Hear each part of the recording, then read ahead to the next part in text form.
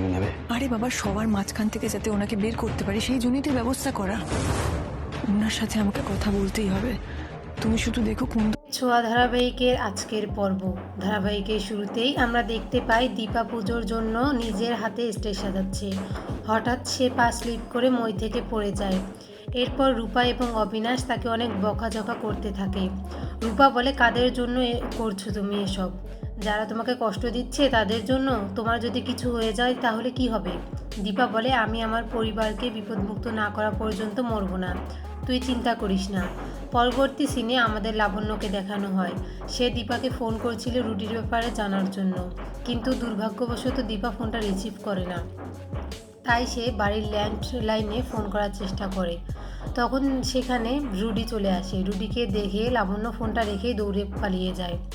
অন্যদিকে দীপা ফোনটা রিসিভ করে, কিন্তু কারো কথা শুনতে না পারায় সে চিন্তায় পড়ে যায় যে সেনগুপ্ত বাড়িতে কারো বিপদ হয়েছে কিনা। লাবণ্য চলে যাওয়ার পর রুডি খেয়াল করে ফোনটা ঝুলে রয়েছে। তখন সে ফোনটা তুলে কানে দিয়ে বুঝতে পারে লাবণ্য দীপাকে ফোন করেছিল। তাই সে মনে মনে বলে লাবণ্যকে নজরে রাখতে হবে। পরবর্তী সিনে আমাদের দীপাকে দেখানো হয়। সে পুজো কমিটির কিছু লোকের সাথে কথা বলছিল এবং তাদের বলছিল যে করেই হোক সূর্যকে পুজোয় আসার জন্য রাজি করাতেই হবে। লোকগুলো বলে, আমরা যদি না পারি তখন কি হবে? দীপা একটা পেপার বের করে ওদের দিয়ে দেয় এবং বলে, ওদেরকে বলবেন পোস্টার ছাপানো হয়ে গেছে, সকলে জেনে গেছে সূর্য সেনগুপ্ত এই পুজোর চিফ গেস্ট। পরবর্তী সিনে আমাদের উর্মিকে দেখানো হয়। সে খাবার বানাচ্ছিল। ঠিক সেই সময় সেখানে কুন্তলা আসে এবং উর্মিকে বলে চারুকে কাজে লাগানোর জন্য। এই প্রথম সূর্য কারোর প্রতি প্রথম রেসপেক্ট দেখাচ্ছে, তাই চারুর সাথে যদি সূর্যের বিয়ে দিয়ে দেয়া যায় তাহলে সব কিছু তোমার হাতেই থাকবে। উর্মি বলে, এটা কিভাবে সম্ভব? কুন্তলা বলে, এটা তোমাকেই করতে হবে। তুমি এটা করতে পারলে আমি তোমাকে কথা দিচ্ছি তোমার জীবন থেকে লাবণ্যকে চিরদিনের মতো আমি সরিয়ে দেব। এরপর সেখানে চারু চলে আসে এবং উর্মিকে বলে, আমি এস এর জন্য খাবার বানাবো তার পছন্দ মতো। পরবর্তী সিনে আমাদের খাবার টেবিলে দেখানো হয়। সেখানে সকালে খাবার খেতে বসছিল। সেই সময় চারু সূর্যের জন্য তার স্পেশাল খাবার নিয়ে আসে। এটা দেখে তো সূর্য অনেক খুশি হয়ে যায়, তাই সে হাত ধোয়ার জন্য চলে যায়।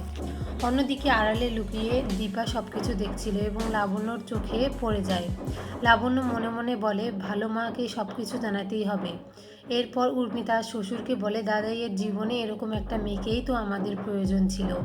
আমরা যদি দাদাইয়ের সাথে চারুর বিয়ে দেই তাহলে কেমন হয়? এ কথা শুনে জয় তো রেগে যায় এবং বলে, দাদাই তো বিবাহিত। সোনা বলে, কিসের বিবাহিত? ওই মহিলা তো বাবাকে ছেড়ে চলে গেছে। বাবার সাথে চারুর বিয়ে ফাইনাল।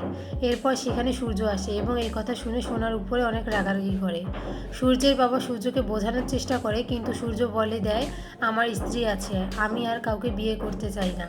এরপর সেখানে পুজো কমিটির লোকজন চলে আসে এবং সূর্যকে পুজোর চিফ গেস্ট করেছে এই কথাটা তারা বাড়ির সকলকে জানিয়ে দেয়। কিন্তু উর্মি বলে, দাদাইয়ের শরীর ভালো না, ওনাকে যেতে দেওয়া ঠিক হবে না।